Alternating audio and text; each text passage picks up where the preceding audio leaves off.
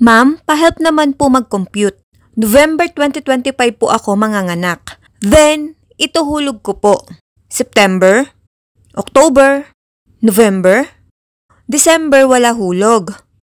January 2025, February, March, April, May, June, July so on till November EDD.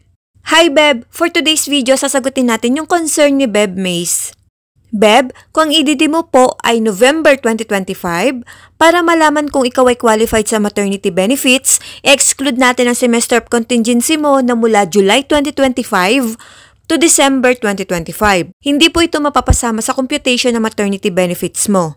Now, ang magiging qualifying months mo po ay mula July 2024 to June 2025.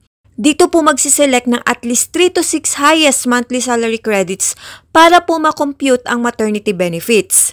Hindi na po pwedeng hulugan yung mga late months at considered late payment na po ito kapag nakapagbayad ka within semester of contingency mo. Nabanggit mo na may hulog ka sa mga months na ito at pasok naman po ito sa qualifying period mo.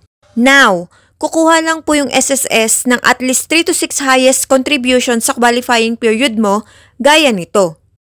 At ito po yung magiging monthly salary credit or MSC. Then, i-add ang MSC within 12-month period bago yung semester ng iyong panganganak for the total of 118,500. At hindi po ito yung makiklaim mo.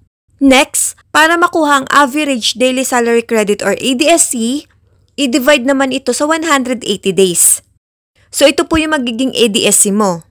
Next, ay assume na normal or cesarean delivery ka, i-multiply natin ang ADSC mo sa 105 days. Then, ang magiging estimated maternity benefit mo po ay 69,125.